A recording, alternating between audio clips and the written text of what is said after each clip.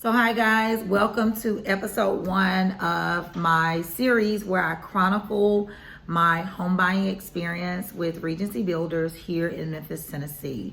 And so episode 1, I just really wanted to focus on the beginning of my experience, starting with the design center appointment that happened a few weeks after I went under contract. But to kind of get us up to the design center experience, I did want to share like what happened in the beginning. So of course, it's 2021. We're in the middle of a pandemic. COVID-19 is very real. Home prices are astronomical for no reason. So I had to make a choice.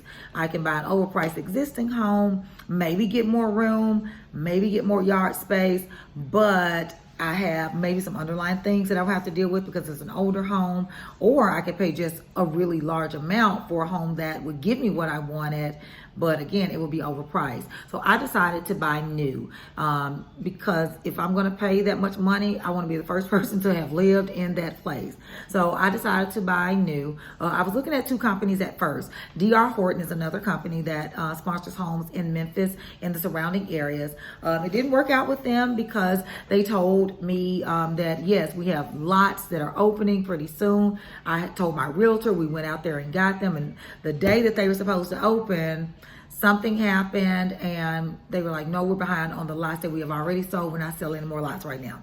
So that was really disappointing because I, again, had my heart set on those homes. But I believe that God always has a better plan. So I found Regency Home Builders. And originally the homes that I saw and the prices were above my pre-approval rate.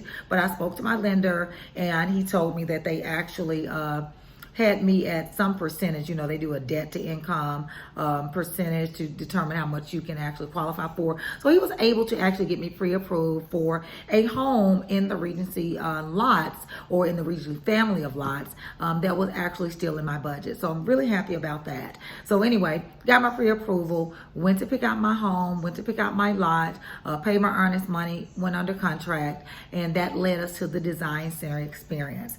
Now, one thing I do want to say, something that I did not know, and now I know and I see because my home is up now, or it's almost up, is that be careful and ask a lot of questions about the amount of yard and land that you are getting. So that's a question that I didn't think to ask because I just assumed that I would get a decent amount of yard, but I think literally I'm on something very similar to like a 0 lot land. And that wasn't something that was like shared with me, like, hey, so just want you guys to know you're gonna get this many centimeters of front yard, this many feet of front yard, this many feet of backyard. Like, I have a really small lot. My home is a nice size, but literally the home takes up all of the yard that was allocated for my plot. So be careful. If you want a lot of land, you might want to ask, like, so how much land am I getting after the home is placed on the plot? So Regency has a design center experience after your contract has been approved. And I'm glad that they have that experience because literally we signed a contract in March, you guys. They just started building like foundation and all of that at the end of September. Like October now, finally starting to see progress. So that was a long period. And I knew that it was going to take some time because it was a new build, but I didn't know it was going to take that long. So at any rate, about 6 weeks after I went under contract, got a call from the design center and they told me like, hey, come on in. We want you to, pick out everything for your home. And I'm excited. I'm like, okay, great. Something is finally starting. So I did my research and I had my brick color that I wanted. I had my exterior paint that I wanted. I knew what type of countertops that I wanted. Paint was one thing that was just really hard for me to decide on because I have a taste for bold colors, but at the same time, I know that I have to think about, the feasibility of cleaning and things like that. So, but I had an idea what I wanted that to look like. When I got to the design center, I had my notebook, had my laptop, popped that thing open and was like, hey, so this is what I would like to start with. And the first thing the young lady said was, well, we don't offer that here. If you have a personality like mine, when you have a plan and the plan doesn't fare the way that it was in your head, you're kind of like, what do I do now?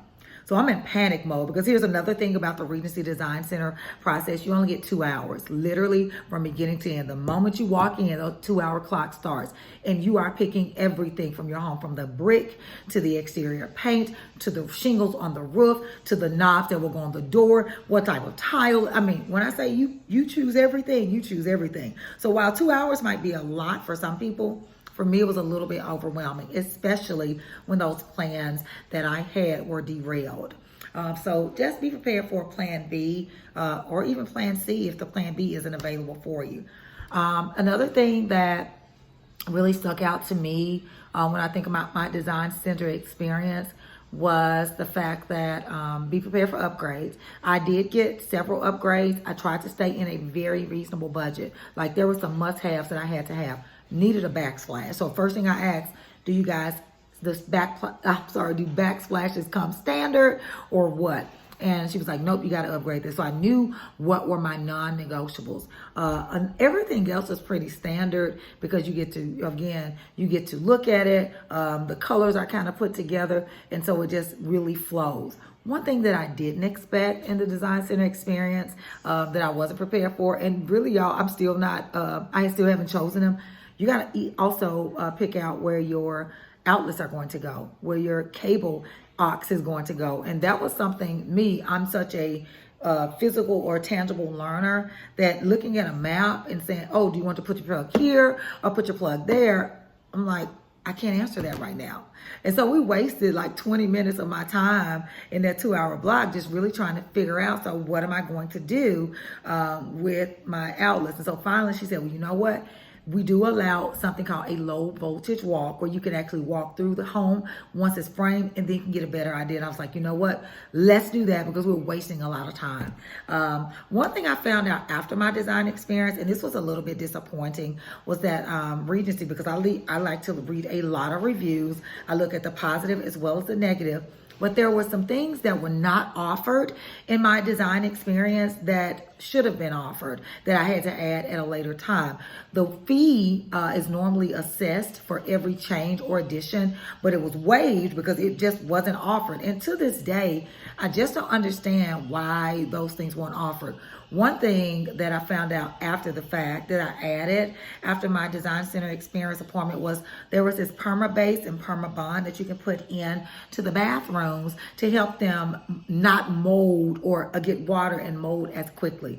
Well, for me, that was really important because I've had a home before where we had mold problems. So if there's anything I can do on the front end to decrease that chance or having not to recalk every 6 months for the first couple of years, so definitely I am interested in that. So I would also suggest if you're using a builder like that, look at their reviews. Look at what people are complaining about.